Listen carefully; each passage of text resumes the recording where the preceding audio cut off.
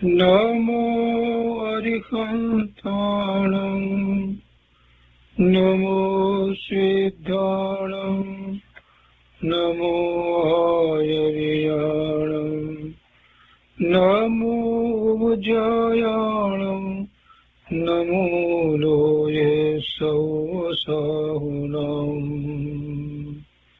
અસપંચનમોકારો સર્વપાવપનાશનો મંગલાણં ચ સૌવર્તે પરમં મંગલમ અજ્ઞાનતિમિરંધાનાં જ્ઞાનાંજનશલાકયા ચક્ષુન્મીલિतं येन તસ્મૈ શ્રીગુરુવે નમઃ મુખાદિવ્યાકુક્ષિરત્નં શબ્દજિતવર્યાત્મજં શ્રીરાજચन्द्रयहुं વन्दે તત્વલોચનદાયકં પ્રભુતત્વલોચનદાયકં.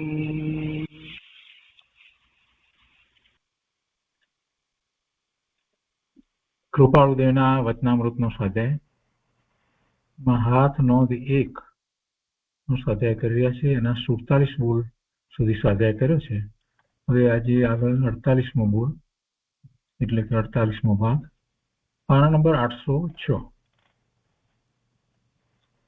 અહીંયા કે છે, જેમ નિર્મળતા રે રત્ન સ્ફટિક તણી, તેમજ જીવ સ્વભાવ રે તે જીન વીરે રે ધર્મ પ્રકાશિયો, પ્રબળ કષાય અભાવ રે. સ્ફટિક નું ઉદાહરણ છે, એ દ્રષ્ટાંત આપીને સમજાવ્યું છે. સમયસારમાં પણ સ્ફટિક ના ઉદાહરણ દ્વારા સિદ્ધાંતને સમજાવવામાં આવ્યો છે. સ્ફટિકમાં કોઈ રંગ હોતો નથી, કોઈ એમને વર્ણ હોતો નથી, એટલે સ્ફટિકને નિર્મળ એમ કહેવાય. પરંતુ સ્ફટિકની નજીકમાં જેવા રંગની વસ્તુ મૂકવામાં આવે એવી ઝાંય સ્ફટિકની અંદર પડે. ખરેખર એવી ઝાંય પડવાથી એ સ્ફટિક એ રંગનું થઈ જતું નથી, એટલે કે એવી મલિનતા એમાં કાયમ માટે રહી જતી નથી, એ ક્ષણિક છે. જ્યારે લાલ રંગનું ફૂલ સ્ફટિકની પાસે રાખવામાં આવે તો એ સ્ફટિક લાલ રંગનો દેખાય, અને લીલા રંગનું ફૂલ રાખવામાં આવે તો લીલો દેખાય, પીળા રંગનું રાખવામાં આવે તો પીળો દેખાય. પણ એથી કઈ સ્ફટિક એ રંગનો થઈ જતો નથી. જેવું એ ફૂલ ખસેડી લેવામાં આવે કે સ્ફટિક તો નિર્મળ જ દેખાય છે. તો એવી નિર્મળતા સ્ફટિકની, એવો જ જીવનો સ્વભાવ છે. આત્મા અનંતકાળથી છે અને એનો સ્વભાવ એના ગુણને કારણે છે. એ પણ એવો જ નિર્મળ, પવિત્ર, શુદ્ધ સ્વભાવ છે. કેમ કે ગુણમાં કોઈ મલિનતા નથી. પરંતુ એમાં જે વર્તમાન પર્યાયની અંદર સંસાર પર્યાયમાં છે, અને એમાં જે ગતિ અને જે શરીર અને જે રીતે પ્રવર્તે છે, તો એવો એ દેખાય એટલે કઈ એ એવો થઈ જાય એમ નથી. વસ્તુ તો એવી ને એવી જ રહે છે. વર્તમાન પર્યાયને કારણે એમાં એ વિવિધતા, મલિનતા રૂપે દેખાય, પણ છતાંય વસ્તુ તો એવી ને એવી જ શુદ્ધ રહે છે. એવો જીવનો સ્વભાવ છે. અને એ દ્વારા સમજાવવું એ છે કે વર્તમાન પર્યાયમાં ગમે તેટલી મલિનતા હોય તો પણ પોતે શુદ્ધ છે, પૂર્ણ છે, પવિત્ર છે, સિદ્ધ સમાન છે, અને એવા પોતાના સ્વરૂપને પ્રગટ કરી શકે છે. જો પોતે શુદ્ધ ન હોય તો શુદ્ધતા પર્યાયમાં પ્રગટ થાય નહીં. એટલે જ્યારે આ વાત આવે છે કે પોતે પાપી છે, પોતે અભિમાન, ક્રોધ, માન, માયા, લોભ સહિત એવા કસાય ભાવ સહિત છે, એવા પ્રકારે હોય તે છતાં પણ એની મૂળ વસ્તુ તો એવી ને એવી રહી છે. એટલે જે એવો પુરુષાર્થ કરે એ પોતાની મૂળ વસ્તુને પ્રાપ્ત કરી શકે છે. એટલે નિર્મળતા રે રત્ન સટિક ત્રણેય, તેમ જ જીવ સ્વભાવ રે. જીવનો સ્વભાવ તો એવો જ છે. તે જીન વીરે રે ધર્મ પ્રકાશ્યો. જીન વીરે એટલે મહાવીર સ્વામી ભગવાને એવો ધર્મ પ્રકાશ્યો છે કે પ્રબળ કષાય અભાવ રે. કષાયનો તો એમાં અભાવ છે. આ જે દેખાય છે પર્યાયની અંદર એ કષાયનો તો અભાવ છે. કેવો અભાવ? પૂર્ણપણે અભાવ છે. પ્રબળ કષાય અભાવ રે. કષાય અભાવની તો પ્રબળતા છે. સ્વભાવની અંદર મુખ્યતા શેની છે? પ્રબળતા શેની છે? તો કે શુદ્ધતાની, પવિત્રતાની, પૂર્ણતાની છે. એમાં કષાય તો કષાય સ્વભાવમાં છે જ નહીં. કષાય તો માત્ર પર્યાયમાં છે, અવસ્થામાં છે, એ ક્ષણિક છે અને એક સરખો રહેતો પણ નથી, બદલાય છે. એટલે કે કોઈના પરિણામ વર્તમાનમાં એવા કષાય ભાવ થતા હોય પણ એ પાછો સાચો પુરુષાર્થ કરે તો એના નિર્મળ પરિણામ પણ થઈ શકે છે. અનંતકાળથી આ જીવ અનંત પ્રકારના વિભાવ ભાવો કરી અને ભવના ભ્રમણ કરી અને જો થાક્યો છે, એવો નિર્ણય થયો છે, તો હવે પોતાના શુદ્ધ ભાવે થવાનો પુરુષાર્થ જીવ કરે તો એ શુદ્ધ ભાવે થઈ શકે છે. એવી જ રીતે જે સમયસારની 11મી ગાથા છે એમાં પણ એ રીતે એક દ્રષ્ટાંત આપીને વાત કરવામાં આવી છે કે કાદવવાળું પાણી દેખાય છે પણ છતાંય એ કાદવવાળું પાણી છે તેમાંય પાણી તો પાણી પણ શુદ્ધ જ છે. પાણીથી જે કાદવ એટલે માટી છે એ તો જુદી જ રહી છે. બંને વસ્તુ જુદી જ છે. પાણી પાણી રૂપે જ રહ્યું છે. એટલે એમાં જ્યારે કતકફળ એટલે ખટકડી નાખવામાં આવે તો તરત જ એ ચોખ્ખું પાણી ઉપર આપણને પ્રાપ્ત થાય છે. એટલે એમાં પણ એ જ વાત બતાવી છે કે જે ત્રિકાળ વસ્તુ રહે છે, જે ભૂતાર્થ જે છે એ તો એવી ને એવી શુદ્ધ રહી છે. આપણને એની સાથે જે બીજી મલિનતા જે છે એને કારણે આપણને એવું લાગે કે આ મલિન છે, પણ વાસ્તવમાં વસ્તુ ક્યારેય મલિન થતી જ નથી. કોઈ દ્રવ્ય ક્યારેય મલિન થતું જ નથી. દરેક દ્રવ્ય પોતે ત્રિકાળ જેવું છે તેવું જ છે, એના ગુણ પ્રમાણે જ એનું ભવન છે. અને એ વાતને સમજી અને આખો પુરુષાર્થ કરવાનો છે. એ પછી 49 છે, 49 છે. શરૂઆતનો જે પૃષ્ઠ 106 ઉપર હતું, હવે આ 108 ઉપર છે, પૃષ્ઠ 108 ઉપર છે. એમાં લખ્યું છે કે વિતરાગ દર્શન, અને પછી કેટલાક શબ્દો લખ્યા છે. ઉપદેશ પ્રકરણ, ઉપદેશ વિશે નો અધિકાર, ઉપદેશ કઈ રીતે હોય, શું હોય એનું વિચારણા. સર્વજ્ઞ મીમાંસા, સર્વજ્ઞ સંબંધીની વિચારણા. સર્વજ્ઞ કેવા હોય, સર્વજ્ઞ એ કેવો પુરુષાર્થ કર્યું, કેવી રીતે સર્વજ્ઞ થયા વગેરે બાબત સર્વજ્ઞ મીમાંસામાં આવે. પહેલું તો એ નિર્ણય કરવાનો આવે કે સર્વજ્ઞ છે, જગતમાં સર્વજ્ઞ છે એવો નિર્ણય કરવાનો. જેને સર્વજ્ઞ છે, સર્વજ્ઞની સત્તાનો નિર્ણય થયો છે, એને જ આત્માનો નિર્ણય થઈ શકે. સર્વજ્ઞના નિર્ણય વિના આત્માનો સાચો નિર્ણય થતોય નથી. સર્વજ્ઞનો નિર્ણય કરવા જઈએ છીએ તો પછી દ્રષ્ટિ સ્વરૂપ તરફ જાય છે અને અકર્તા ભાવ આવે છે અને દ્રષ્ટિ સ્વરૂપ તરફ વળી જાય છે. એટલે સર્વજ્ઞ સંબંધીનો ઘણો વિચાર થાય છે. સર્વજ્ઞના પુરુષાર્થ સંબંધી વિચાર થાય છે. સર્વજ્ઞ પરમાત્માની દિવ્ય ધ્વનિમાં જે જગતનું સ્વરૂપ અને વસ્તુનું સ્વરૂપ અને મોક્ષ માર્ગનું સ્વરૂપ જે રીતે પ્રકાશ્યું છે અને જે રીતે એ મુક્તિનો માર્ગ એમાં પ્રદર્શિત થયો છે, એ બધી વાતનો પણ વિચાર કરી શકાય. એટલે જીનવાણીની વાતનો પણ એમાં તો વિચાર આવે કે જે માર્ગે ચાલી અને પોતે સર્વજ્ઞ થયા છે એ માર્ગે એમણે પ્રકાશ્યો છે અને એ માર્ગે ચાલી અને કેટલાય જીવો એ પછીથી એમની સાથે અને પછીથી પણ એવી સર્વજ્ઞતા પ્રગટ કરે છે. અને આવું તો અનાદિથી ચાલ્યું આવે છે, અનંત કાળથી ચાલ્યું આવે છે. એટલે અનંત જીવો એવા સર્વજ્ઞ થયા છે. એ બધી વાતનો વિચાર એમાં થઈ શકે. ષટ દર્શન અવલોકન, 6 દર્શન જે કહેવામાં આવ્યા છે, આસ્તિક દર્શન જેમાં આત્મા છે એવી વાત માનવામાં આવે છે, પણ એ બધામાં વાત પૂર્ણપણે જેમ દિનેશ્વર ભગવાનની વાણીમાં આવી છે એ રીતે નથી. એક એક માન્યતા સાચી છે અને બાકીની બીજી બધી માન્યતા આત્મા વિશે, આત્માના સ્વરૂપ વિશે, મોક્ષ વિશે જે કંઈ છે એ બધી એકાંતે છે. કોઈક એકાંતે વાત સાચી છે અને બીજી બધી તો પછી એની ઉપરથી ઉપજાવી કાઢેલી વાતો છે.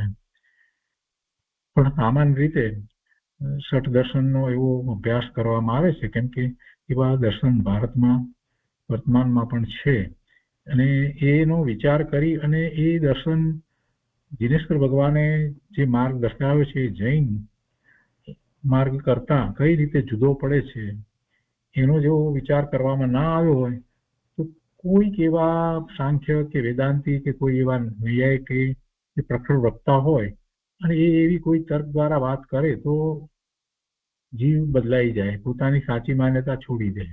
એટલે એવું ન થાય એટલા માટે જૈન દર્શનની અંદર અન્ય મતની અંદર કેવી રીતે વાત કરવામાં આવી છે એવો મતાર્થ કોઈ પણ ગાથાનો અભ્યાસ કરીએ તે વખતે એ ગાથાનો અર્થ સમજીએ, એનો ભાવાર્થ વગેરે સમજીએ, એ કયા નયના કથન છે, બીજા નય કઈ રીતે લાગુ પડે છે એ નયાર્થ સમજીએ અને તાત્પર્ય સમજીએ, એ બધું તો સમજીએ, પણ સાથે એક મતાર્થ એટલે બીજા અન્ય મતમાં જે વાત કહેવામાં આવી છે કઈ રીતે છે આની સાથે સરખાવીએ અને પછી આપણને ખ્યાલ આવે કે એ અન્ય મતની વાત જે છે એ એકાંતે છે અથવા તો કોઈક અપેક્ષાથી એ બરાબર નથી. આ બધી વાત સમજાઈ જાય અને એમ જ્યારે સમજાય છે તો પછી બીજા મત તરફ વળવાનું મન થાય નહીં અને જીવ સાચો નિર્ણય કરી શકે. એટલે એવું ષટ દર્શનનું અવલોકન પણ જૈન દર્શનમાં કરવામાં આવે છે. એટલું જ નહીં, પણ આગમની અંદર પણ, શાસ્ત્રની અંદર પણ ટીકામાં મુખ્યપણે ટીકાકાર આચાર્ય ભગવાન જે હોય છે એ બીજા અન્ય મતમાં કઈ રીતે વાત કરી છે એ પણ દર્શાવે છે અને એ મત જે છે એની એ વાત જે છે કઈ રીતે ખોટી પડે છે એ પણ સમજાવે છે. તો ષટદર્શન અવલોકન જેમની પાસે ખૂબ સમય હોય અને બહુ નાની ઉંમરથી શરૂ કર્યું હોય આ બધું, એ 6 દર્શનનો અભ્યાસ કરી અને પછી નિર્ણય કરે કે જૈન દર્શન બધાથી કેવી રીતે જુદું પડે છે, એટલે પછી એને બીજા દર્શન તરફ જવાનો વિકલ્પ જ ના આવે અને સત્ય વાત એને સમજાય. એ પછી વ્યવહાર પ્રકરણ એટલે વસ્તુ સ્વરૂપને વ્યવહારની જ્યારે વાત કરીએ તો નિશ્ચયની વાત જેને જાણી છે એ જ વ્યવહારની વાત તો કરી શકે ને. વ્યવહાર પ્રકરણની પહેલા હંમેશા એ વાત હોય જ કે નિશ્ચયથી વસ્તુ સ્વરૂપ આવું છે તો પછી વ્યવહાર શું છે અને વ્યવહાર શા માટે. વ્યવહાર અનેક પ્રકારે વ્યવહાર કહેવામાં આવે. આપણે જે જાણીએ છીએ સામાન્ય રીતે વ્યવહારની વાત કરતા હોઈએ છીએ તો વ્યવહારમાં જે વસ્તુ નથી અને કોઈ વસ્તુ ઉપર એનો ઉપચાર કરીને કહેવામાં આવે એને પણ આપણે વ્યવહાર કહીએ છીએ. નિશ્ચયથી વસ્તુ આમ છે અને એનો ઉપચાર બી કરવામાં આવ્યો હોય તો એને વ્યવહાર કહીએ. જે ગુણો જેમાં નથી અને એનો ઉપચાર કરવામાં આવે તો એ વ્યવહાર કહેવાય. એક તો એ રીત છે. બીજું, ભેદ પાડીને કથન કરવામાં આવે, વસ્તુમાં ભેદ ન હોય, વસ્તુ અખંડ અભેદ હોય અને એમાં ભેદ પાડીને સમજાવવામાં આવ્યું હોય તો પણ એને વ્યવહાર કહેવાય. ત્રીજું, પર્યાય. જે પર્યાય જે છે તે નિત્ય નથી પણ એક સમયનું સત્ય છે, એનું હોવાપણું છે અને એ દરેકે દરેક પર્યાય જુદી છે. તો જ્યારે પર્યાર્થિક નહીંથી જે કંઈ કથન કરવામાં આવ્યા હોય, પર્યાયની મુખ્યતાથી કથન કરવામાં આવ્યા હોય ત્યારે પણ એ બધો વ્યવહાર છે. એક અપેક્ષાએ એ વ્યવહાર છે. અને પછી એમાં તો વ્યવહારમાં સદભૂત વ્યવહાર ને અસદભૂત વ્યવહાર ને એને એમાં પણ પાછા ઉપચરિત ને અનુપચરિત ને એ બધી વાત એમાં હોય છે. વ્યવહાર શા માટે? પહેલી વાત આપણને એવો પ્રશ્ન થાય કે વ્યવહાર પ્રકરણ એટલે વ્યવહાર એવો શા માટે, શું જરૂર છે વ્યવહારની? તો જ્યારે નિશ્ચયને સમજાવવો છે તો નિશ્ચયને સમજાવી એ કેવી રીતે? નિશ્ચયને સમજાવવાની જે પદ્ધતિ છે એને વ્યવહાર કહેવાય છે. નિશ્ચયની વાતને સમજાવવી છે તો એ વ્યવહારથી જ સમજાવી શકાય, એ સિવાય સમજાવી શકાતી નથી. અને એમાં 8મી ગાથા સમયસારની એમાં એક ઉદાહરણ આપીને સમજાવવામાં આવ્યું છે કે એવો આદિવાસી જેવો કે કોઈ એવો જે વ્યક્તિ હોય એને સમજાવવું હોય તો એને એની ભાષામાં સમજાવવું પડે, એને એની ભાષામાં સમજાવવું પડે તો જ એ સમજી શકે, નહીતર સમજે નહીં. કોઈ બ્રાહ્મણ એને કોઈક રીતે સ્વસ્તિ કરે પણ પેલો કાંઈ સમજે નહીં કે કે એના કલ્યાણ માટે એ વાત કરવામાં આવી છે, પણ પછી એની ભાષામાં સમજાવવામાં આવે કે ભાઈ તારું કલ્યાણ થાવ તો એ રાજી થાય, ખુશ થાય. એટલે એની ભાષામાં સમજાવવાનું એવું ઉદાહરણ આપી અને સમજાવવું એ છે કે વ્યવહાર દ્વારા વસ્તુ સ્વરૂપને સમજાવી શકાય, માટે વ્યવહાર જરૂરી છે. વ્યવહાર વિના નિશ્ચય સમજાવી શકાતો નથી. એટલે એ રીતે પણ વ્યવહાર પ્રકરણની વાત એમાં આવે છે. વળી પુરુષાર્થની અંદર પણ વ્યવહારનો વિચાર કરીએ તો 12મી ગાથાની અંદર એ વાત કરવામાં આવી. 11મી ગાથામાં ભૂતાર્થ અભૂતાર્થની વાત કરી અને જે ભૂતાર્થ જે છે તે જ આદરણીય છે આ બધું કહ્યું, અને વ્યવહાર છે તે જૂઠો છે, અભૂતાર્થ છે એમ કહેવામાં આવ્યું. ત્યાર પછીથી 12મી ગાથાની અંદર એમ કહ્યું કે બરાબર છે, છતાંય એ વ્યવહાર છે તે જાણેલો પ્રયોજનવાન છે.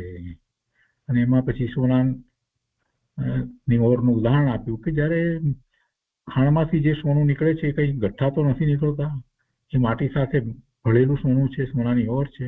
એને તપાવવામાં આવે ત્યારે એ શુદ્ધ થતું જાય છે, પણ એ ક્યાં સુધી એને તપાવવું અને તો એ જાણવું જરૂરી છે.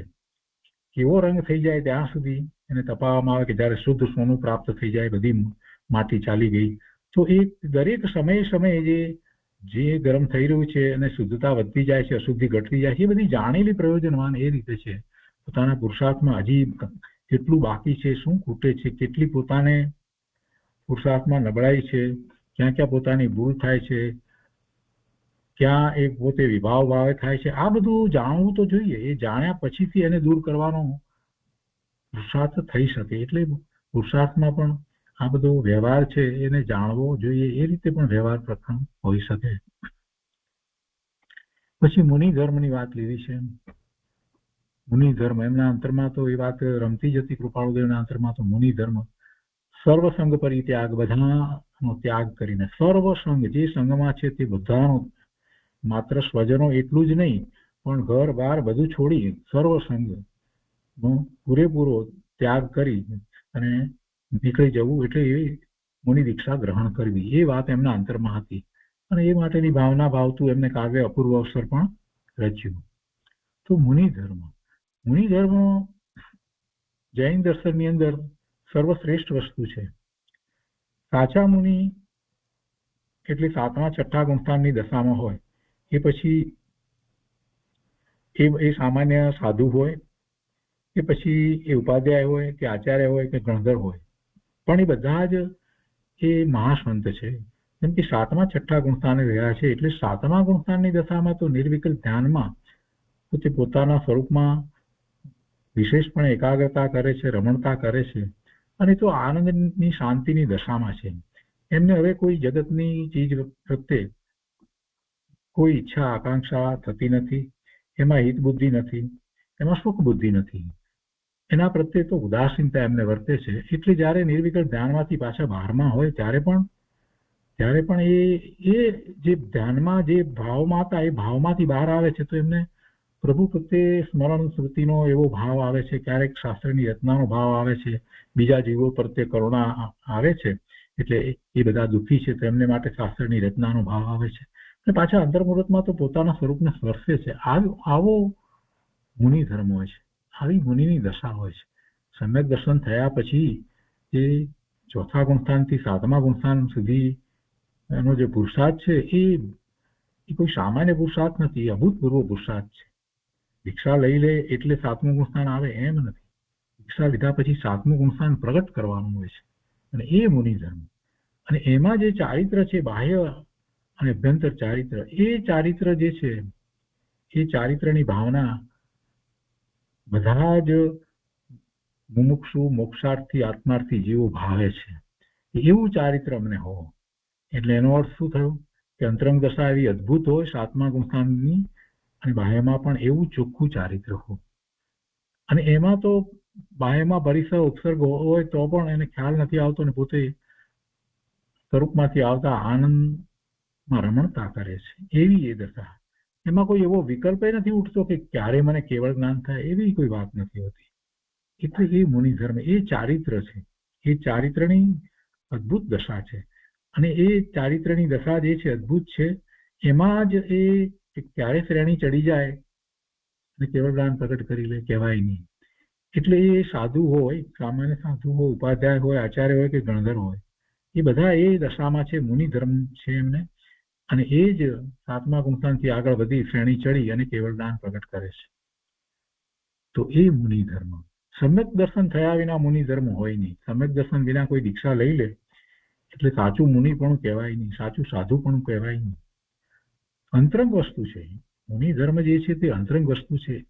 બાહ્યમાં ભલે ચોખ્ખા આચાર વિચાર બધું બરાબર હોય, તે પણ સારી વાત છે, પણ છેવટે એ વ્યક્તિ એવું ચારિત્ર પોતાને સમ્યક દર્શન નથી થયું ને લીધું છે તો પણ એને મુખ્યતા શેની હોય કે સમ્યક તો પ્રગટ કરવું છે. અને એ વાત જો નથી અને એ સંતોષાઈ જાય માત્ર આ દ્રવ્યાનુયોગના અભ્યાસ દ્વારા 6 દ્રવ્ય 9 તત્વોનું સ્વરૂપ પોતે જાણે છે ને એવી પોતાને શ્રદ્ધા છે વિકલ્પ સહિતની, અને હવે આ દીક્ષા લીધી છે તો બસ હવે અમને તો 7મું 6ઠું ગુણસ્થાન છે એવી જો માન્યતામાં રહ્યો તો એને પડવાનું થાય છે. એ સમ્યક પ્રગટ કર્યા વિના આમ ને આમ શુભ ભાવને કારણે મિથ્યા દ્રષ્ટિ દેવ થાય અને ત્યાંથી પછી એને પડવાનું થાય. એટલે મુનિ ધર્મ, સાચો મુનિ ધર્મ જે છે એ જૈન દર્શનની અંદર ખૂબ મહત્વનું સ્થાન છે. એ પંચ પરમેષ્ઠીની અંદર એ 3 સ્થાન મુનિ ધર્મના છે. એ મુનિ દશા છે, એના 3 સ્થાન છે. હરિયંત પરમાત્મા અને સિદ્ધ પરમાત્માને તો આપણે નમસ્કાર કરીએ, કેમ કે એ તો કેવળી થયા છે, કેવળ જ્ઞાન, કેવળ દર્શન, અનંત વીર્ય, અનંત સુખ વગેરે પ્રગટ કર્યા છે. પણ આ જે 3 જે પદ છે ગણધર, આચાર્ય, ઉપાધ્યાય અને મુનિના, એમાં તો હજી એમને કેવળ જ્ઞાન પ્રગટ નથી કર્યું, છતાંય આપણે એમને નમસ્કાર કરીએ છીએ. કેમ કે એમની એવી જ દશા છે અને એ એવા પુરુષાર્થમાં છે કે ક્યારેય એ પોતે કેવળ જ્ઞાન પ્રગટ કરી અને કેવળી થઈ જાય એ કંઈ કહી શકાય નહીં. એટલે આપણે એમને પંચપરમેષ્ઠીમાં નમસ્કાર કરીએ છીએ. એ પછીથી આગાર ધર્મ. આગાર એટલે શ્રાવકનો ધર્મ. મુનિ દશા તો હજી આવી નથી, પણ સમ્યક દર્શન થયું છે અને એને દેશ ચારિત્ર છે તો એ શ્રાવક છે. તો એ શ્રાવક છે ને એવો શ્રાવક ધર્મ, અને એના વિશે પણ 11 પ્રતિમાધારી શ્રાવક હોય એની વાત ચરણાનુયોગના ગ્રંથમાં ખૂબ કરવામાં આવી છે. પોતાને સમ્યક દર્શન થયું હોય પછી સહજ રીતે જ જગતના પદાર્થો પ્રત્યે ઉદાસીનતા અને સાચું સુખ સ્વરૂપમાંથી પ્રાપ્ત થાય છે એવું જ્ઞાન ભાન વર્તતું હોય એટલે એને પછી વ્રત તપ સહજ રીતે અંગીકાર થઈ જાય છે. એ 12 વ્રતધારી 11 પ્રતિમાધારી શ્રાવક થઈ જાય છે. એવું આગાર ધર્મ છે શ્રાવક. અને પછી કદાચ આગળ વધી અને મુનિ દીક્ષા પણ ગ્રહણ કરે, પણ એ પણ સમ્યક દર્શન વિના હોતું નથી. આધાર ધર્મ પણ સમ્યક દર્શન વિના નથી. એ 5મા ગુણસ્થાનની દશા છે. એ પછીનો અહીંયા શબ્દ છે મત મતાંતર નિરાકરણ. મત મતાંતર નિરાકરણ. મતો તો અનેક છે અને એવા મતના કોઈ વિશેષજ્ઞ હોય એ મતનું સ્થાપન કરવા માટે કેટલાય તર્ક દ્વારા કેટલી બધી વાત કરે તો સામાન્ય બુદ્ધિ એનો જીવ છે, સામાન્ય બુદ્ધિ વાળો જીવ છે, એ તો એ વાતમાં આવી જાય. એને એ તર્ક દ્વારા એ વાત એમ પકડાઈ જાય. થોડા સમય પછી ધારો કે એ બીજા મતના એવા કોઈ વિશેષજ્ઞ પાસે જાય અને એમની પાસે સાંભળે તો એને એમ થાય કે ના ના આ મત નહીં પણ આ મત સાચો છે. પછી એને એમ થઈ જાય. એટલે એમ એ ક્યાં ફર્યા કરશે, અને એમ ફર્યા કરશે તેથી કઈ એનું કલ્યાણ થવાનું નથી. કયો માર્ગ સાચો? કયો માર્ગ સાચો? આટલા બધા માર્ગની અંદર કયો માર્ગ સાચો? તો કે જીનેશ્વર ભગવાને જે માર્ગ બતાવ્યો છે એ માર્ગ સત્ય છે, પરમ સત્ય છે. એ માર્ગે ચાલીને અનંત જીવો મુક્તિને પામ્યા છે અને વર્તમાનમાં પણ પામી રહ્યા છે અને ભવિષ્યમાં પણ પામશે. એ રાજમાર્ગ છે. તો એમાં શું કહેવાયું છે, એના સિદ્ધાંતો કઈ રીતે દર્શાવવામાં આવ્યા છે? કોઈ સિદ્ધાંતો કોઈએ નિયમો કોઈએ લખ્યા છે, કોઈએ નક્કી કર્યા છે? ના, કોઈએ નક્કી કર્યા નથી, કોઈએ લખ્યા નથી. કોઈ એને માટે કોઈ નિયમન કરે છે એમ પણ નથી. એ તો વસ્તુનું સ્વરૂપ છે, આત્માનું સ્વરૂપ છે, આત્માનું શુદ્ધ સ્વરૂપ છે. એવા શુદ્ધ સ્વરૂપ નો સ્વીકાર થવો અને સ્વીકાર થઈ અને પછી એવા શુદ્ધ સ્વરૂપની પોતાને પ્રાપ્તિ થવી, એની પ્રગટતા થવી, એ જૈન દર્શન છે. તો એમાં જે વાત આવી છે, એના જે શાસ્ત્રો વગેરેમાં જે કંઈ વાત કરવામાં આવી છે, એની સાથે જે મત જે છે, બીજા બધા મત જે છે, એની સરખામણી કરી અને એનું નિરાકરણ કરવું જોઈએ. જો એવું નિરાકરણ ન કરે તો ક્યારેક એ કોકની વાતમાં આવી જાય. એટલા માટે એ મતાંતર નિરાકરણ, બીજા મતોમાં જે કંઈ છે એનું નિરાકરણ કરવું જોઈએ. કેટલીક વાત સાચી છે તો એનું નિરાકરણ એ રીતે થાય કે એ વાત કરી છે સાચી છે, પણ એમણે એકાંતે પકડ્યું છે એ બરાબર નથી.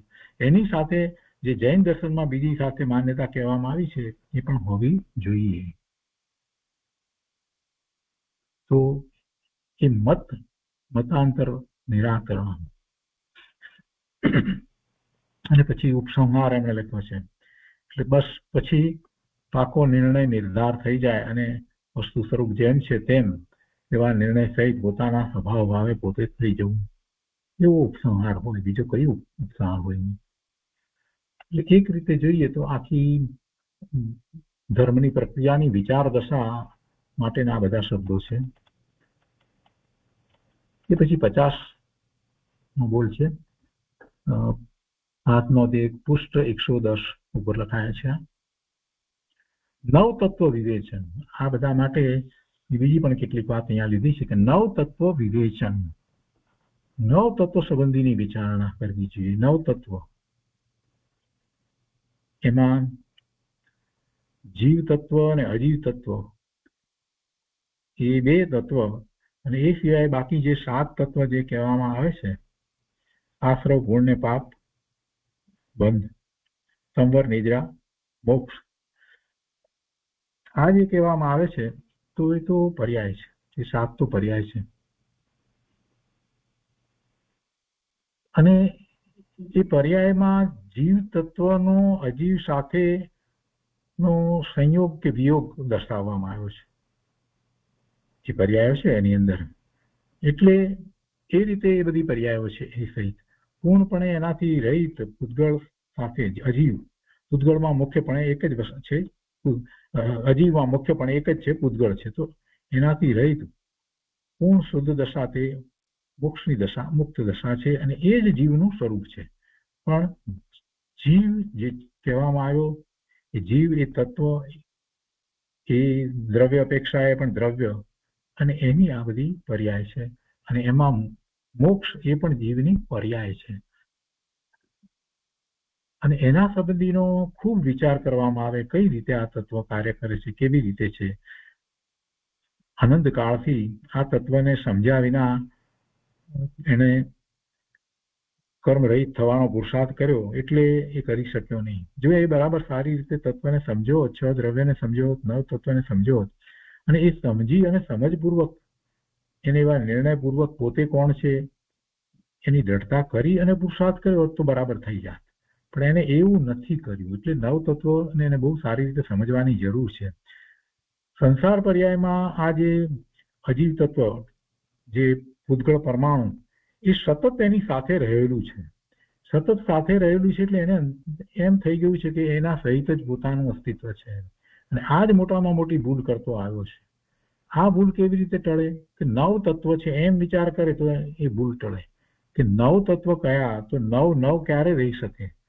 એ પેલા જે અજીવ છે તે અજીવ તરીકે જીવથી જુદા હોય તો જ રહી શકે. એમાં કોઈ તત્વને ભેળવી નાખવામાં આવે તો રહી શકે નહીં. અને એ જ રીતે એ પૂતગળ પરમાણુના સ્કંદ રૂપ જે કર્મ, તો એ કર્મનો બંધ એ કોઈ જીવની વસ્તુ નથી, પણ એને જીવની સાથે ભેળવી દેવામાં આવે તો તત્વ 8 થઈ જાય. આશ્રવ તત્વને પણ જીવની સાથે ભેળવી દેવામાં આવે તો એ 8 કે એ પ્રમાણે તત્વ ઘટી જાય. તો 9 તત્વો તો 9 જ રહે છે. એનો અર્થ જ કે એ જીવ તત્વ છે શુદ્ધ જ રહે છે, એ શુદ્ધ જ કહેવાયું છે. બાકીના બીજા બધા જે છે એનાથી જુદા બતાવ્યા છે તો 9 તરીકે જ રહેવા જોઈએ ને. 9 તરીકે રહે એનો અર્થ એ છે કે એમાં જે જીવ તત્વ બતાવ્યું છે એ શુદ્ધ જ છે. અને એ જીવ તત્વનો વિચાર કરવાનો છે, એ તત્વની શ્રદ્ધા કરવાની છે. તત્વાર્થ શ્રદ્ધાનમ સમ્યક દર્શનમ.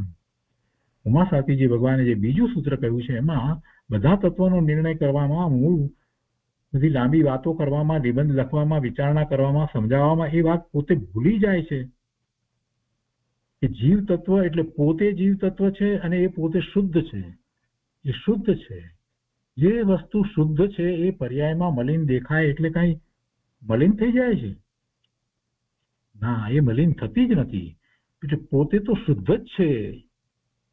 એ વાત ઉપર એને જોર આપવાની જરૂર હતી, પણ એ કર્યું નથી. આ જીવે અનંતકાળમાં ઘણીવાર આ જીનવાણી તો એને પ્રાપ્ત થઈ, પણ એ નવતત્વને સાચી રીતે સમજ્યો નહીં. જીવ તત્વ એટલે પોતે જીવ તત્વ છે અને પોતે શુદ્ધ જ છે. તો જ નવ રહી શકે. બે તત્વને ભેગા કરી નાખો તો નવ રહે નહીં. પોતે જીવ તત્વ છે અને જીવ તત્વ હંમેશા શુદ્ધ જ હોય. અને શુદ્ધ છે તો પછી વિચાર થાય કે શુદ્ધ હોવા છતાં વર્તમાન પર્યાયમાં મલિનતા છે, તો એનું કારણ શું? ને મલિનતા કોઈએ દૂર કરી છે કે કેમ? ને કરી છે તો એમને એ માર્ગ બતાવ્યો છે કે કેમ? અને એ માર્ગે ચાલીને બીજાઓ એવા પોતાના પૂર્ણ શુદ્ધ સ્વરૂપને પ્રાપ્ત કરી શક્યા છે કે કેમ? આ બધાનો જયારે વિચાર કરે તો એ ધર્મમાં આગળ વધતો થકો છેવટે પૂર્ણ દશાને પ્રાપ્ત કરવા સુધી પહોંચી જાય. અને આ જ ધર્મ વિચારણા છે. નવતત્વની વાત બહુ મોટી વાત છે, મુખ્ય વાત છે જૈન દર્શનની અંદર. અને ઉમાસ્વાતીજી ભગવાને એ મોક્ષ માર્ગ બતાવ્યો. તો મોક્ષ માર્ગમાં સૌથી પહેલું સમ્યક દર્શન કહ્યું. અને સમ્યક દર્શન એટલે સાચી શ્રદ્ધા. અને સાચી શ્રદ્ધા, સાચો વિશ્વાસ, વસ્તુ સ્વરૂપનો જેવું છે તેવું નિરૂપણ, એવી માન્યતા, એવી દ્રઢતા, તો એ બધું કોના આધારે કરવાનું? તો કે જિનેશ્વર ભગવાનની વાણીમાં જેમ વસ્તુ સ્વરૂપ પ્રકાશ્યું છે એની સાથે કમ્પેર કરીને કરવાનું કે એ સત્ય છે. તો એવી શ્રદ્ધા થવી જોઈએ. અને એમાં જીવ તત્વની શ્રદ્ધામાં એ બધો ગમે તેટલો એ શાસ્ત્રોનો અભ્યાસ કરે પણ એ શ્રદ્ધા એમાં કામ આવતી નથી. એ માહિતી જ્ઞાન તરીકે રહી જાય છે. એટલે એને અનુભૂતિ કરવી જ પડે. કેમ કે જીવ જે છે એ અનુભવનો વિષય છે. આત્મા અનુભવનો વિષય છે. જીવ તત્વ, આત્મતત્વ અનુભવનો વિષય છે. તો અનુભવ કરવો જ પડે. એટલા માટે જે ઉમાસ્વાતીજી ભગવાને શરૂઆત જ ત્યાંથી કરી છે. તત્વાર શ્રદ્ધાનામ સમ્યક દર્શનમ, એમ બીજી ગાથાની અંદર જ એ વાત કરી દીધી છે. પહેલા માર્ગનું નિરૂપણ કર્યું, સમ્યક દર્શન, જ્ઞાન, ચારિત્રાણ, મોક્ષ માર્ગ, અને એમાં પછી સમ્યકત્વથી વાત કરી. અને પછી ચારિત્રની વાત આગળ આવે. સમ્યકત્વ થયા પછીથી ચારિત્ર છે. સમ્યક દર્શન, જ્ઞાન, ચારિત્રાણી, મોક્ષ માર્ગ એમ કહ્યું છે. સમ્યક દર્શન, સમ્યક જ્ઞાન થયા પછીથી ચારિત્ર સમ્યક હોય છે. તો એ બધી વાતનો જયારે આપણે વિચાર કરીએ છીએ તો એને નવ તત્વ દ્વારા વધારે સ્પષ્ટ સમજી શકાય છે. અને નવ તત્વનો જેને પાકો નિર્ણય થયો છે એ જ સ્વાનુભૂતિનો પુરુષાર્થ કરી શકે છે. એ પછીથી ગુણ સ્થાનક વિવેચન છે. ગુણ સ્થાન જે છે એ પણ કઈ ખરેખર જોવા જઈએ તો નિશ્ચયથી જીવનું સ્વરૂપ નથી, પણ વ્યવહારથી છે. કેમ કે એ પર્યાય રૂપે છે. એ પર્યાય રૂપે છે ગુણસ્થાન. જીવની જે અવસ્થા જે થાય છે અને એમાં એ ખાસ કરીને મુખ્યપણે જોઈએ તો એ મિથ્યાત્વથી શરૂ કરી અને કેવળ જ્ઞાન પ્રગટ કરે ત્યાં સુધીની જે અનેક અવસ્થાઓ થાય છે, તો એના 14 ભેદ કરવામાં આવ્યા છે. અને 14 ભેદ દ્વારા ગુણસ્થાન કહેવામાં આવ્યા છે. એટલે એ દ્વારા આપણને ખ્યાલ આવે છે કે જે જીવ મોક્ષ માર્ગના પુરુષાર્થમાં છે એની કેવી દશા હોય છે. એના વર્ણન જયારે વાંચીએ છીએ ત્યારે આપણને ખ્યાલ આવે છે કે એ કેવી દશા હોઈ શકે. એટલે કોઈને એમ થઈ જાય કે મને સમ્યક દર્શન થયું છે તો ચોથું ગુણસ્થાન છે, તો જયારે ચોથા ગુણસ્થાન વિશેની બધી વાતને જયારે એ સમજે છે તો એને ખ્યાલ આવે છે કે ચોથા ગુણસ્થાનની ભૂમિકામાં જીવને શું હોય, કેવું હોય. કોઈને એમ લાગે છે કે અમે તો વ્રત વગેરે પાળીએ છીએ તો બસ અમને 5મું ગુણસ્થાન છે, તો એને ખ્યાલ આવે કે સમ્યક દર્શન કેવું હોય અને એ પછીથી જે ચારિત્ર જે છે દેશ ચારિત્ર કેવું હોય એનો ખ્યાલ આવે. કોઈ દીક્ષા લઈ લીધી છે તો એ એમ માને છે કે અમારી તો 7મા 6ઠા ગુણસ્થાનની દશા જે છે અમે તો પ્રમત અપ્રમત થઈએ છીએ, આ બધી માન્યતા કરીને બેઠો હોય તો એને ખ્યાલ આવે ગુણસ્થાનના બરાબર વર્ણન વાંચે, વિચારે, સમજે તો ખ્યાલ આવે કે કેવી દશા હોય છે. એટલે એ રીતે બધા ગુણસ્થાન દ્વારા એ મોક્ષ માર્ગમાં રહેલા જીવની જે દશા હોય છે, અદ્ભુત દશા, ઉત્તરોત્તર શુદ્ધ થતી દશા, એ દશાના વર્ણન હોય છે. અને એનું વિવેચન જે કરવામાં આવ્યું છે એને બરાબર જે મુમુક્ષુ છે, સાચા મુમુક્ષુ એને બરાબર સમજવું જોઈએ. અત્યારે તો હવે આપણે એ વિષય પણ શરૂ થયો છે. સવારે દ્રવ્ય સંગ્રહનો સ્વાધ્યાય ચાલે છે, એની અંદર આપણે એ વિષય પણ હવે લઈ રહ્યા છીએ. એ પછી છે અહીંયા કર્મ પ્રકૃતિ વિવેચન. કર્ણાનુયોગનો વિષય છે કર્મ પ્રકૃતિ, કર્મની પ્રકૃતિ, ભાવ કર્મ અને પછી એના નિમિત્તે એ જ વખતે બંધાતા દ્રવ્ય કર્મ, એ બંનેને બરાબર સમજવાના છે. એની કેટલી પ્રકૃતિ, 148 પ્રકૃતિ છે. મુખ્યપણે જોઈએ તો ઘાતી કર્મની 4 પ્રકૃતિ અને અઘાતી કર્મની 4 પ્રકૃતિ, એમ 8 પ્રકૃતિ થાય. પણ પેટા પ્રકૃતિ તરીકે જયારે વિચાર કરીએ છીએ તો 47 પ્રકૃતિ ઘાતી કર્મની છે. અને એ ઘાતી કર્મની પ્રકૃતિ જીવ સ્વભાવનો ઘાત કરવા વાળી છે. હવે એ જીવ સ્વભાવનો ઘાત કરે એટલે શું? એ પૂતગળના સ્કંદ રૂપ જે કર્મની પ્રકૃતિઓ જે છે એના ઉદય આવે એ જીવના સ્વભાવનો ઘાત કરે, તો એનો અર્થ એવો થાય કે એક દ્રવ્ય બીજા દ્રવ્યના પરિણામ બદલી રહ્યું છે. ના, એમ કહેવાનો આશય નથી. જીવ પોતે એ કર્મના ઉદયો જે છે એની સાથે જોડાઈ અને પોતે જ સ્વયં સ્વભાવ ભાવનો ઘાત કરે છે. એટલે એ એમાં આ 4 ઘાતી કર્મની પ્રકૃતિઓ જે છે એ એમાં નિમિત્ત કારણ છે. જ્ઞાનાવરણી, દર્શનાવરણી, મોહની અને અંતરાયની એવી, અને એની પેટા પ્રકૃતિઓ કુલ મળી અને 47 હોય છે. અને એ સિવાય જે અઘાતી કર્મની પ્રકૃતિ જે છે, કર્મની પ્રકૃતિમાં આયુષ, નામ, ગોત્ર અને વેદનીય, એમાં નામની પ્રકૃતિ 93 પ્રકૃતિ હોય છે. વેદનીયની 2, સાતાવેદનીય અને અસાતાવેદનીયની એવી 2 પ્રકૃતિ હોય છે. નામ અને ગોત્રની પણ ઉચ્ચ ગોત્ર, નીચ ગોત્ર એ પ્રમાણે 2 પ્રકૃતિ હોય છે. આયુષની 4 ગતિ એટલે 4 હોય છે.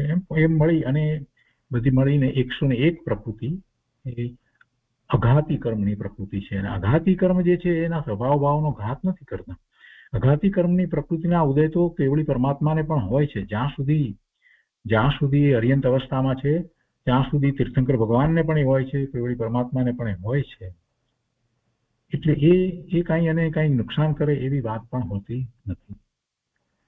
તો એ બધી કર્મ પ્રકૃતિઓ અને એના સંબંધીના જે સિદ્ધાંતો જે તારવી કાઢવામાં આવ્યા છે, કોઈએ બનાવ્યા છે એમ નથી, પણ વસ્તુનું સ્વરૂપ જ એવું છે. એમાં શું ફેરફારો થાય એ પણ વાત છે. અને કેવી રીતે એ બંધાય, કઈ રીતે ઉદયમાં આવે, પ્રદેશ બંધ, પ્રકૃતિ બંધ, સ્થિતિ બંધ, અનુભાગ બંધ, એની બધી વાત પણ હોય છે. ઉદયમાં આવે છે કઈ રીતે એમાં ફેરફાર થાય, એટલે એમાં ઉત્કર્ષણ અપકર્ષણ થાય, ઉદીર્ણા થાય. આ બધી જ વાતો જે છે કર્મના ગ્રંથની અંદર ખૂબ વિસ્તારપૂર્વક જણાવવામાં આવી છે. નેમિચંદ સિદ્ધાંતિક દેવનો ગોમટસાર એ કર્મનો સર્વોત્કૃષ્ટ ગ્રંથ છે. એમાં બધી સૂક્ષ્મ વાત કર્મ સંબંધીની કહેવામાં આવી છે. અને એનો વિચાર થોડા અંશે તો બધા જીવે કરવો જ પડે, કેમ કે એ વાતને જ્યાં સુધી નહીં સમજે ત્યાં સુધી એને અનેક પ્રશ્નો થશે. અને જ્યારે એ મોક્ષ માર્ગમાં આગળ પ્રયાણ કરી રહ્યો છે તો એ વખતે આ બધું જાણવું પણ એને જરૂરી છે. એ જાણવું પણ એને જરૂરી છે. કર્મની પ્રકૃતિનો વિશેનો વિચાર પણ કરવો જ પડશે. એને એમ નથી લઈ લેવાનું. અત્યારે વર્તમાનમાં એવા કેટલાક ઉપદેશકો ઉપદેશ આપી રહ્યા છે કે કર્મ બધું કરે, કર્મ જે છે એ જીવાડે ને કર્મ મારે ને કર્મને કારણે બધું થાય. ના, એમ નથી લેવાનું. કર્મ ને આધીન થઈ ગયા છીએ આપણે એવી વાત છે જ નહીં. એવી કોઈ પરાધીનતા જીવને છે નહીં. 3 કાળમાં એવી પરાધીનતા જીવને હતી નહીં ને હોય નહીં. કર્મ પ્રકૃતિના ઉદય હોય ત્યારે જ જીવ પોતે સાચો પુરુષાર્થ કરે છે. એટલે એનો અર્થ એ છે કે ઉદય હતો, દર્શન મોહનીયનો ઉદય હતો અને એને સમ્યક પ્રગટ કર્યું છે. એટલે કર્મ કઈ આપણી ઉપર ચડી બેઠા છે એમ નથી. કર્મને ભગવાન બનાવી દીધા છે. કેટલાક પોતાની જાતને જૈન કેવડાવે છે તો બસ એ જ બધું કરે. જેમ એને ઈશ્વર બનાવી દીધા છે, જેમ અન્ય મતની અંદર ઈશ્વર કોઈ કરતા છે ને એ બધું કરે ને એની ઈચ્છા વિના પાંદડું પણ ના હરે ને આવી બધી જે વાતો છે, એવી રીતે અહીંયા પોતાની જાતને જૈન કેવડાવતા, જેમને સારી રીતે અભ્યાસ નથી, કેટલાય લોકો એમ માને છે કે બધું કર્મ કરે એ પ્રમાણે થાય, આપણે શું કરીએ. પણ ભાઈ, જે બધા કર્મ છે જે બંધાયા છે તે તારા ભાવથી બંધાયા છે. ને બંધાયા એ તો પરિણામ છે, તો રિઝલ્ટ છે. ગઈ સાલ તે કેવી મહેનત કરી અને પછી તું પરીક્ષામાં પાસ થયો તો એનું રિઝલ્ટ છે કે આ રિઝલ્ટ છે. અત્યારે જે તને કર્મના ઉદયો આવે છે એના ઉપરથી ખબર પડે કે તે ગયા ભાવમાં શું કર્યું હતું. પણ આ ભાવમાં તારે શું કરવું એને માટે પેલું રિઝલ્ટ જે છે એ કાંઈ તારી ઉપર કંઈ કોઈ રીતે દબાણ કરતું નથી. કરને વધારે પુરુષાર્થ કર, સાચી દિશામાં પુરુષાર્થ કરને પ્રભુ.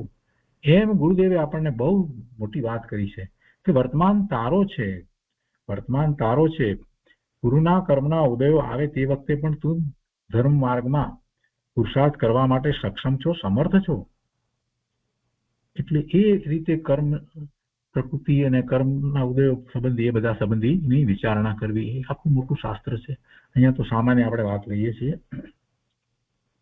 વિચાર પદ્ધતિ કઈ કઈ રીતે વિચારણા કરી શકાય, તર્ક દ્વારા કઈ રીતે કરી શકાય, અને એમાં તો પછી વિચારની જ્યારે વાત આવે છે તો એમાં નિરૂપણ પણ આવી જાય, તર્ક પણ આવી જાય, કોઈ પણ વસ્તુનું નિરૂપણ કરવામાં આવે, અને કેટલાય સિદ્ધાંતો જ્યારે છે એને કહેવામાં આવતા હોય તો એક પછી એક કહેવાતા હોય, ક્રમમાં કહેવાતા હોય, વસ્તુ સાથે હોય.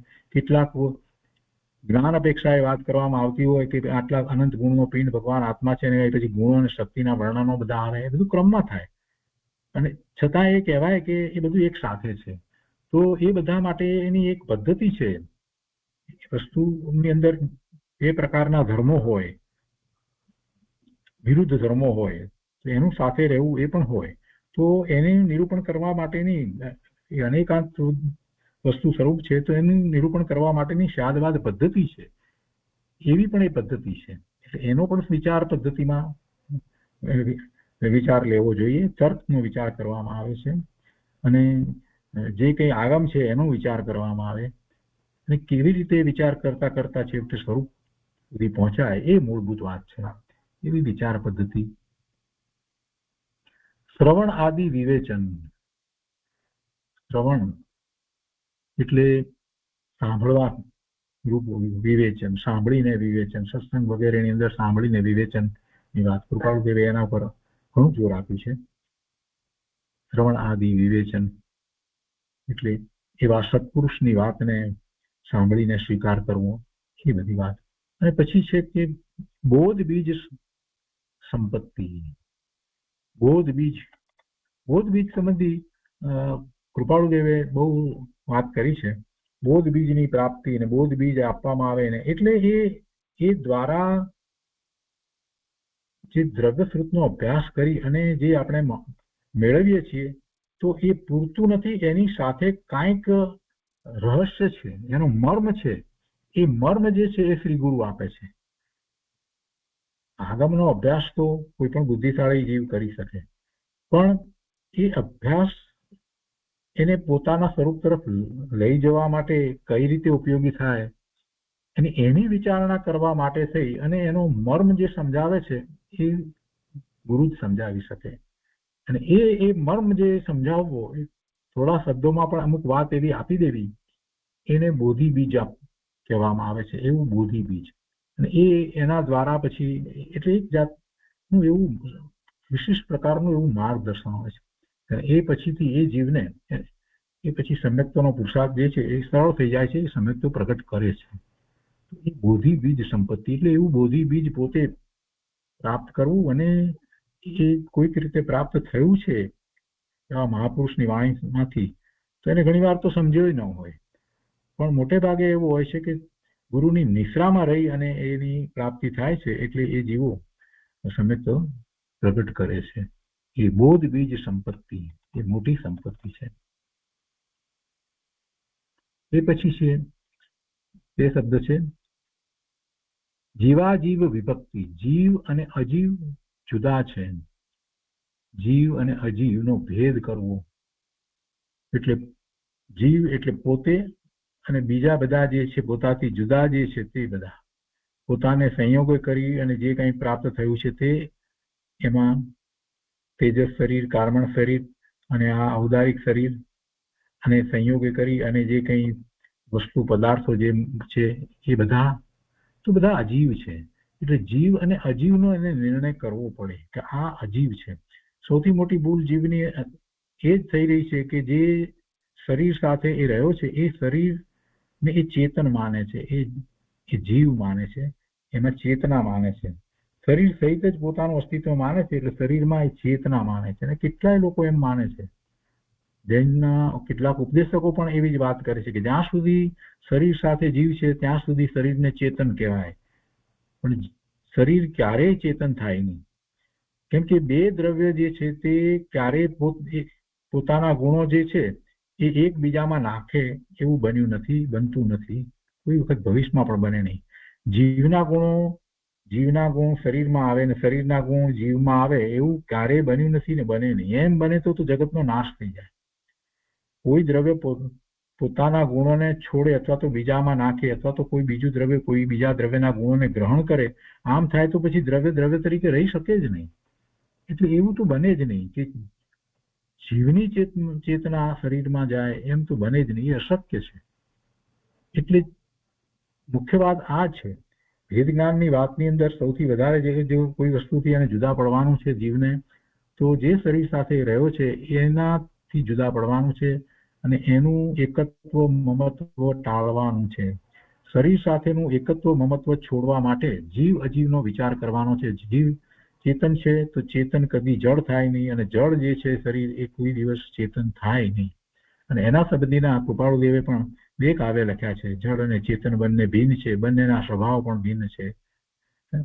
તો એ ભેદ જ્ઞાનમાં મહત્વનું છે, સૌથી મહત્વનું છે. કેમ કે સવિકલ્પ દશાની અંદર આવો નિર્ણય, ભેદ જ્ઞાનનો નિર્ણય ન કર્યો હોય તો પછી આગળની ભૂમિકામાં જવાતું જ નથી. એટલે એ તો કરવો જ પડે, અને એ નિર્ણય એટલો પાક્કો થવો જોઈએ કે જેથી કરીને ક્યારેય વિકલ્પ પણ આવે નહીં કે શરીર જે છે તે ચેતન છે અને એ મારું છે અને મને ઉપયોગી છે, એવો પછી વિકલ્પ પણ આવે નહીં. અહીંયા એક બીજો શબ્દ પણ છે સાથે સાથે, શુદ્ધ આત્મપદ ભાવના. જીવ અજીવ જયારે જુદા કર્યા છે એમાં પોતે જીવ છે તે પોતે શુદ્ધ છે. વર્તમાન પર્યાયમાં જે મલિનતા છે એ પણ પોતાને વિશે નથી, એવું પોતાનું શુદ્ધ સ્વરૂપ, એવા શુદ્ધ આત્મપદની ભાવના. ભાવના એટલે એમાં એકાગ્રતા. શુદ્ધ આત્મપદમાં એકાગ્રતા, એને ભાવના કહે છે. ગુરુદેવ ભાવનાનો અર્થ એકાગ્રતા કરે છે. અને એની ભાવના ભાવી એટલે એકાગ્રતા ન થઈ હોય તેવી એકાગ્રતાનો પુરુષાર્થ કરવો, પોતાના સ્વરૂપની પ્રાપ્તિનો પુરુષાર્થ કરવો, એને પણ ભાવના કહેવાય. તો શુદ્ધ આત્મપદ ભાવના. જો બીજી કોઈ ભાવના અહીંયા નથી કહી. દિનેશ્વર ભગવાન, તીર્થંકર ભગવાનની ભાવનાની વાત અહીંયા નથી લીધી, એમને શુદ્ધ આત્મપદ ભાવનાની વાત લીધી છે. કેમ કે પરમાત્મા પદ જે છે એ તો એમણે પ્રાપ્ત કર્યું, એની ભાવનામાં આપણે એમની સ્તુતિ કરીએ, એમનું સ્મરણ કરીએ, એમને નમસ્કાર કરીએ, એમના પ્રત્યે આપણને અહોભાવ વ્યક્ત થાય, આ બધું જે છે એ તો શુભભાવ છે. એ બધું તો શુભભાવ રૂપ છે. જ્યારે શુદ્ધ આત્મપદ ભાવના છે એ તો શુદ્ધ ભાવ રૂપ છે. એમાં તો પોતાના શુદ્ધ સ્વરૂપની પ્રાપ્તિ થાય છે, એમાં તો અલૌકિક આનંદનું વેદન છે, અને એ તો આપણે પ્રાપ્ત કરવાનું છે. અને એ ત્યાંથી તો મોક્ષ માર્ગની શરૂઆત થાય છે. એટલે શુદ્ધ આત્મપદ ભાવના. તો એ રીતે આ 50 બોલ પૂરા થયા. આજનો સ્વાધ્યાય આપણે અહીંયા સુધી રાખીએ છીએ. આગળના બોલ પછીથી લઈશું.